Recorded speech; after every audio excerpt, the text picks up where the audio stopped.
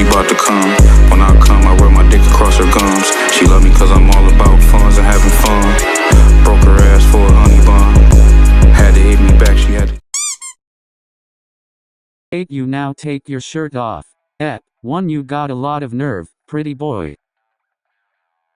Atsumu Miya had never met a man who made him want to fight and flirt in the same breath until Sakusa Kiyoomi walked into his life. Tall, brooding, masked up, and every bit the definition of I don't wanna be here. Sakusa was a walking contradiction, and Atsumu, he was the human version of ℕ𝕒𝕒𝕒𝕒𝕒𝕒. They were both first years on Japan's most brutal college volleyball team, and ever since tryouts, they'd hated each other with matching energy. You gonna fucking move your feet next time, or just plant yourself there like a fucking tree. Atsumu snapped across the court after Sakusa let a dig bounce by him in practice. Sakusa didn't even look at him, just tilted his head, wiped his hands with disinfectant, and said calmly, I'd rather be a tree than a loud-ass clown with frosted tips. Osamu, off to the side, muttered, God, here we go again. Bakuto whispered to Hinata, what if they kissed though? They were paired together constantly, in drills, film sessions, even dorm assignments. The coach claimed it was to build synergy. Bakuto claimed it was fated by the gods. Atsumu thought it was bullshit. Their dorm room was like a Cold War. Sakusa kept Lysol on the desk like a weapon. Atsumu kept leaving used protein bar wrappers on Sakusa's bed by accident. One time, Sakusa Febrezed his entire body. Atsumu retaliated by switching Sakusa's lavender shampoo with glitter body wash. Still, under all the insults and eye rolls, something felt electric. Every time their arms brushed during warm-ups, Sakusa flinched like he'd been shocked. Atsumu always noticed. Every time Sakusa stood close enough for Atsumu to smell his soap, clean, fresh, stupidly attractive, he got all fidgety and annoying, which was why what happened on a Thursday afternoon in the locker room nearly broke Atsumu's entire understanding of reality. He wasn't trying to eavesdrop.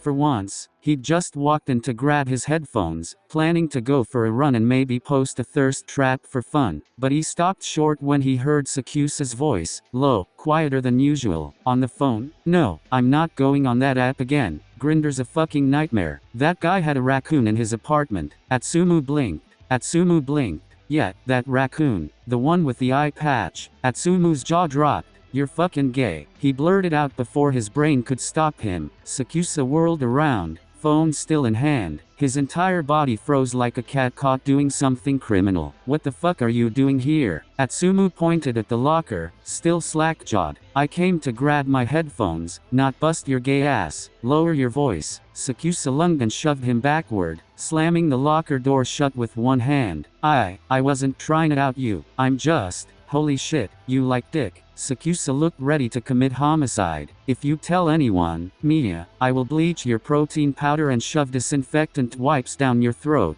Atsumu held up both hands like he was being arrested. Chill. I ain't gonna say nothing.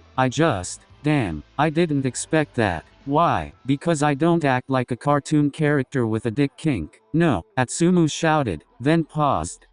Wait, is that a thing? Sakusa's eye twitched. They didn't talk for 2 days, not because Atsumu wasn't trying, he was. He asked weird questions like, so, do you watch, like, gay porn or regular porn? And do you think Kyoru's hot? Just scientifically speaking. Sakusa ignored him, stone cold, dead-eyed, emotionally bulletproof, until Atsumu cornered him outside the dining hall after practice and demanded answers. Look, I don't care if you're gay, but now that I know, I can't unknow, and I got questions. Sakusa sighed and kept walking. I ain't gonna blackmail you or some creepy shit, Atsumu said, following him. I dunno, it's weird. Sakusa stopped so suddenly that Atsumu nearly ran into him. You think it's weird that I'm gay? What? No, I think it's weird that you're hot and gay and hate me with the fire of 1,000 suns, and now I gotta wonder if that hate is, like, sexy hate. Sakusa stared at him, like really stared at him. Atsumu fidgeted,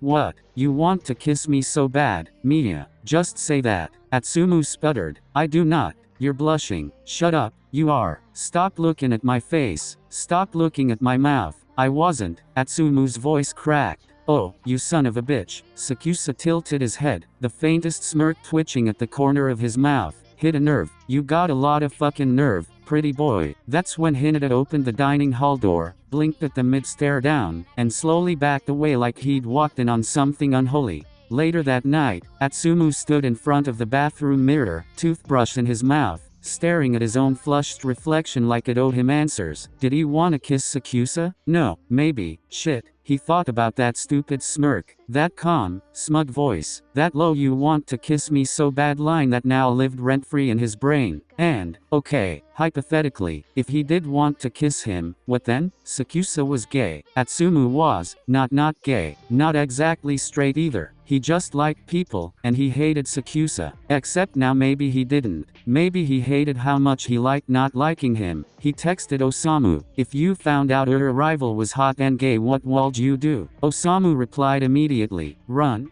fast." Atsumu, "Too late. I think he made eye contact with my soul." Osamu, "Delete your number, change your name, move to the woods." That night, Atsumu couldn't sleep. He rolled over in bed, the faint sound of Sakusa's steady breathing from the other bunk filling the dorm room. "Hey," Atsumu whispered in the dark. No response. "Sakusa." "Nothing. I think I wanna kiss you." Silence. Then a quiet rustle of sheets. "Do it, then." Atsumu's heart slammed into his throat. He blinked into the dark. "You serious? Try me." Atsumu sat up slowly, swallowed. He crossed the room barefoot, nervous as hell, stood beside Sakusa's bed, looking down at his outline in the dark. "You sure?" he whispered. "If you ask one more time, I'm going to start charging you." Atsumu leaned down. Their lips met, barely, soft, quick, dry, but his brain exploded like fireworks. His hands were shaking. Sakusa didn't move. Then, suddenly, Sakusa kissed him back. And it wasn't soft. It was teeth and tension and frustration, and finally, Atsumu gasped, and Sakusa grabbed his wrist, pulling him down more, deeper, closer. When they finally broke apart, Atsumu sat there, breathless. "Fuck," he muttered. Sakusa said nothing, just rolled over. "Good night, Miya." Atsumu stumbled back to his bed like he'd been struck by lightning. He didn't sleep for the rest of the night.